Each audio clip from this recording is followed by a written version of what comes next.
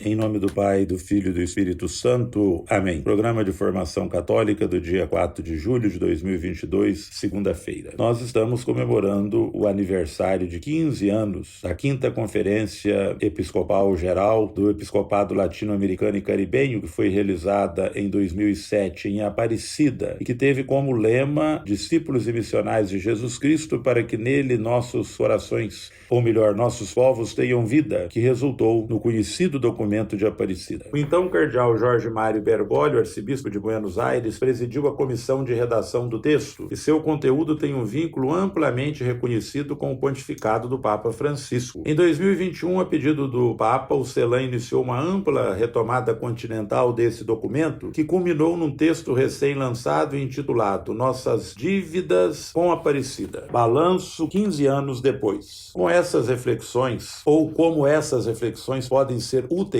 para nós hoje, um dos erros mais comuns no estudo dos documentos da Igreja é fazer uma leitura seletiva onde procuramos as passagens que confirmam nossas ideias prévias e deixamos de lado os trechos que não se adequam a nossos pensamentos. Outro erro comum é fazer uma reflexão genérica, de caráter teológico e sociológico, que não incide em nossa vida. Em oposição a essas duas posturas, aquela justa é a de perguntarmos o que Deus quer nos dizer com esse texto, pois na verdade nada que diga respeito à Igreja tem sentido se não passa pela conversão de nossos corações. O discipulado é missionário. O ponto de partida do documento de Aparecida, bem como de toda a trajetória religiosa do Papa Francisco, é sem dúvida alguma o encontro com Cristo. A pessoa apaixonada espelha em tudo o que faz a sua paixão. O discípulo, diz Francisco, é aquele que permanece com o Senhor e que se deixa guiar por Ele. Não uma postura moralista ou discernimento meramente intelectual, mas um estar junto, uma companhia afetiva que ilumina a caminhada. Esta paixão, este permanecer, ou deveria ser o nosso modo de sermos discípulos de Jesus, um dos eixos fundamentais das reflexões de Aparecida. Falando aos bispos latino-americanos durante a JMJ Rio 2013, o Papa Francisco propôs critérios que bem poderiam orientar o exame de consciência de cada um de nós sobre como devemos viver esse discipulado, ou como vivemos esse discipulado. Em primeiro lugar, o discípulo é missionário. Essa paixão por Cristo não nos fecha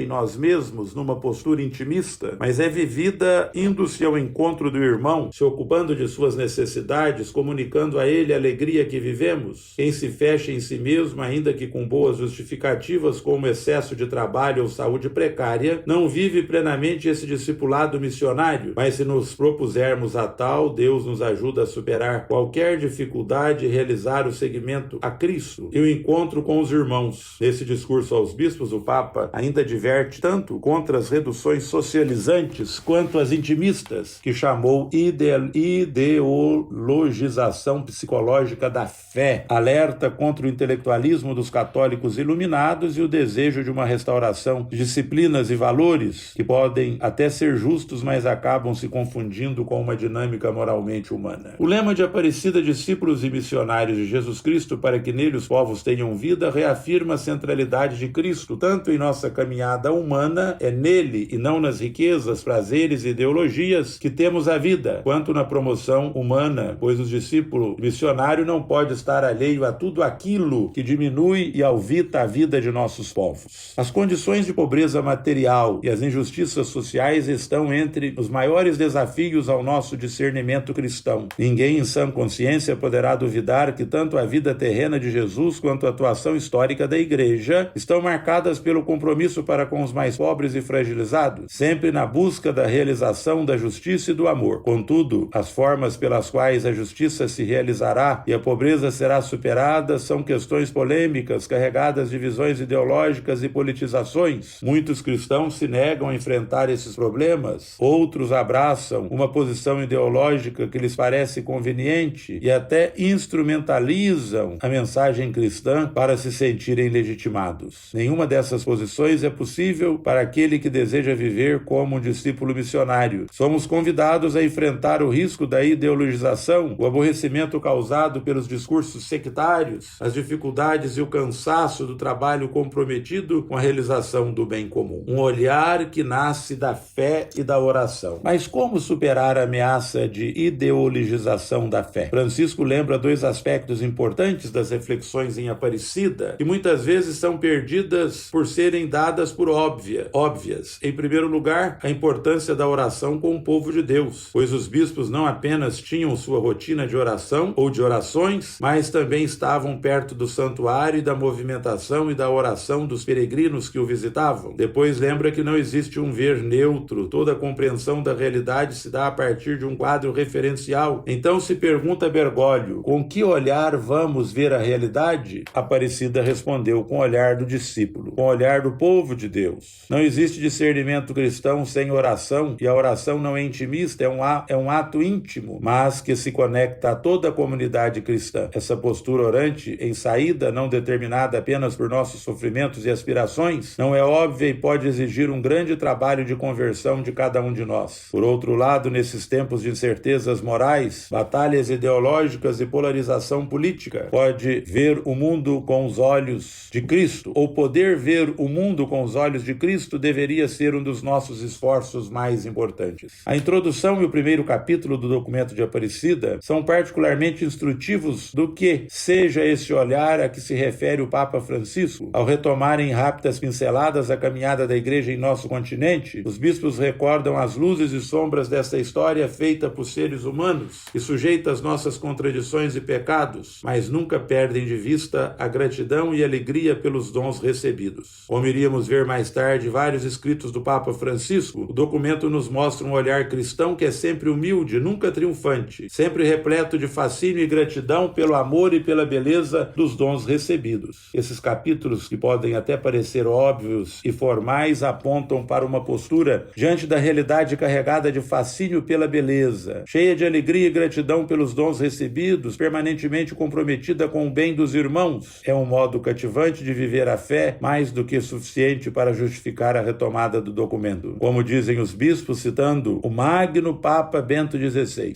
nossa maior ameaça é o medíocre pragmatismo da vida cotidiana da Igreja, no qual aparentemente tudo procede com normalidade, mas na verdade a fé vai se desgastando e deligerando em mesquinhez. A todos nos toca recomeçar a partir de Cristo, reconhecendo que não se começa a ser cristão por uma decisão ética ou por uma ideia, mas pelo encontro com um acontecimento, com uma pessoa que dá um novo horizonte à vida e com isso uma orientação decisiva. Ave Maria, cheia de graça, o Senhor é convosco, bendita sois vós entre as mulheres e bendito é o fruto do vosso ventre, Jesus. Santa Maria, Mãe de Deus, rogai por nós, pecadores, agora e na hora de nossa morte. Amém. Para o dia de hoje, fica esta pergunta: como é o seu encontro com Cristo? O Senhor esteja convosco, Ele está no meio de nós, abençoe-vos o Deus Todo-Poderoso, Pai, Filho e Espírito Santo. Amém.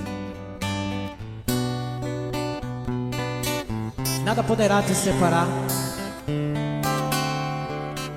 do amor daquele que te escolheu para você ter a vida eterna junto com Ele. Quem nos separará do amor de Cristo? Será tribulação, angústias ou perseguição, fome ou nudez, perigo ou espada. Quem nos separará do amor de Cristo? Será tribulação, angústias ou perseguição, fome ou nudez, perigo ou espada. Porque eu estou bem certo de que nem morte, nem vida, nem anjo, nem principados, nem coisas do presente, nem do porvir, nem poderes, nem altura, nem profundidade, nem qualquer outra criatura poderá nos separar do amor de Deus que está em Jesus Cristo, nosso Senhor, que está em Jesus Cristo. Nada, nada poderá nos separar, nada, nada poderá nos separar do amor de Deus que está em Jesus Cristo, nosso Senhor, que está em Jesus Cristo. Nada, nada poderá nos separar, nada, nada poderá nos separar do amor de Deus que está em Jesus Cristo, nosso Senhor.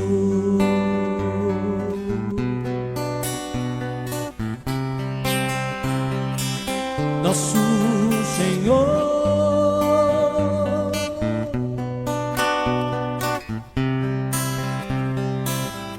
nosso